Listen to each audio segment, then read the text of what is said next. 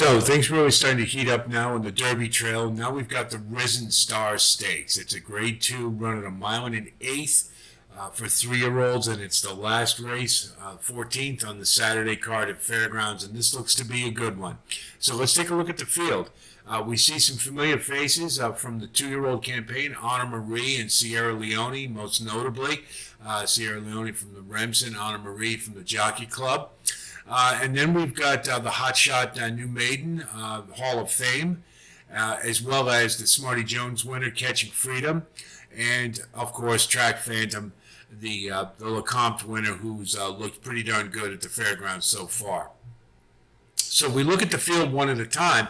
Tizzy Indy just isn't good enough. That's the bottom line. I don't think we're going to have a repeat of Confidence Game from last year, and I mention that only because you do have Keith DeSormo as the trainer and James Graham as the rider, but this one has just hasn't shown a top end that's competitive in this field, and I think it's plateaued, so it was a pass.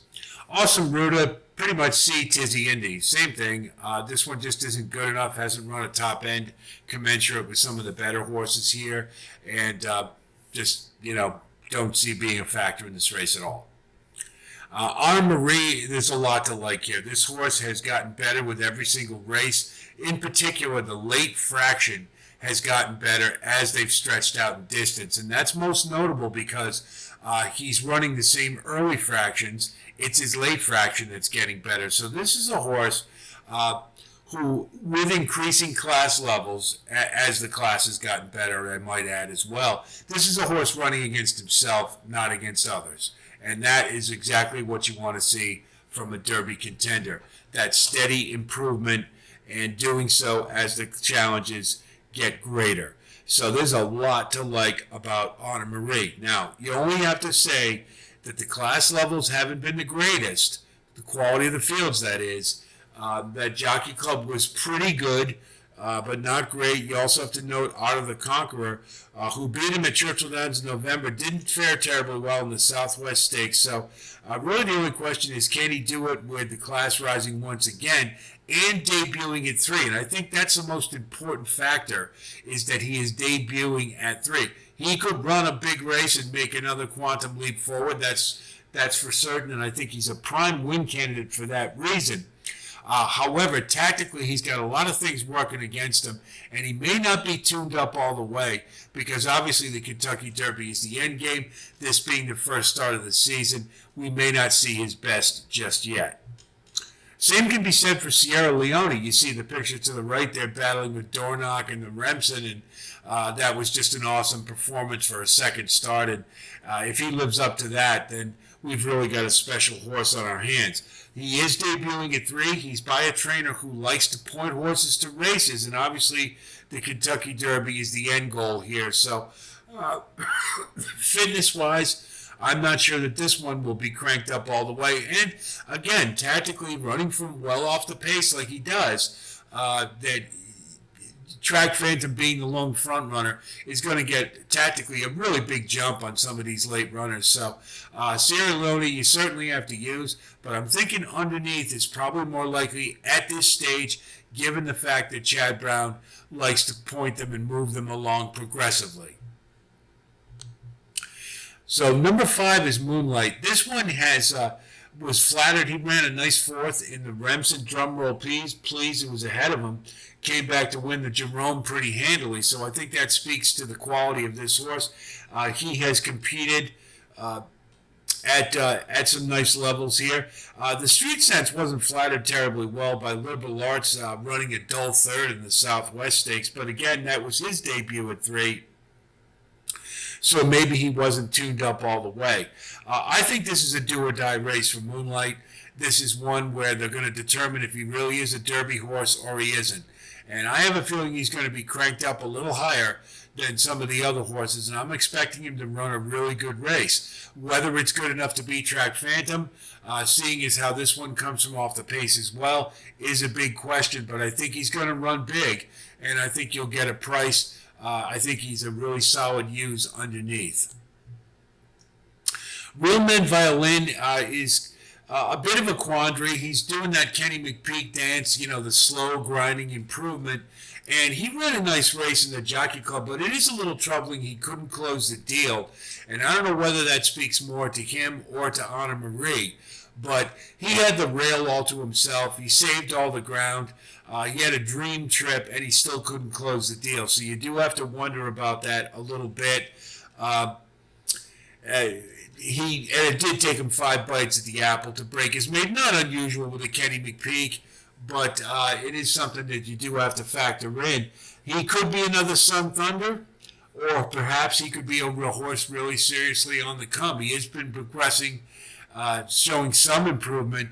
I think right now underneath is probably more likely at a price, and I am actually kind of on the fence with Real Man Violin whether or not I would consider him a serious candidate to use at all. Hall of Fame is a now horse. Everybody's excited after that last maiden score. But upon further review, if you take a look at that race, you'll note that he and Sweet Talkin' Bourbon had separated themselves from the field pretty well. Nobody went to get him. And then Hall of Fame just put away Sweet Talkin' Bourbon. And, once he did that, he was no question he was going to win the race. So it was a pretty dream trip. He had the rail. He saved a lot of ground.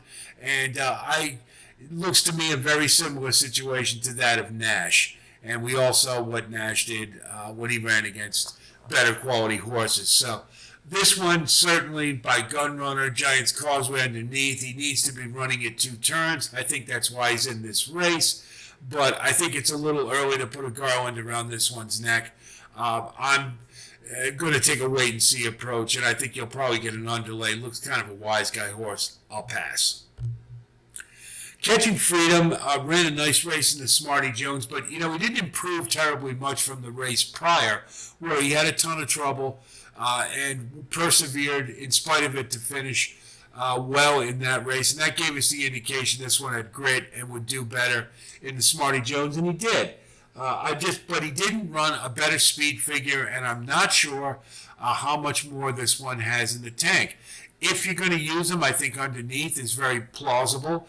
I think you'll get a decent price on him, but I don't think he's got enough in the tank at this stage anyway to beat Track Phantom. Cardinale couldn't put away Change of Command, and we saw the dud he ran in the Sam F. Davis, and we also know about Change of Command. He has a lot of trouble closing the deal, and I don't think that speaks very well to Cardinale. Again, you got A-level connections here, but I haven't seen enough here to tell me that he can outduel Track Phantom. Excuse me. And so I'll pass on him. Resilience to me is very interesting. He outfinished Track Phantom 3 back, and he has been steadily improving. After Elysian Meadows' effort in the Sam F. Davis from the 12-hole, trained by Bill Mott, I'm not going to discount anything he's throwing out there right now, and this one certainly looks live to me. He had a career-high speed figure in his 3-year-old debut. He's been making steady improvement. He should be rating just off Track Phantom. I think he'll follow him right up to get where he wants to.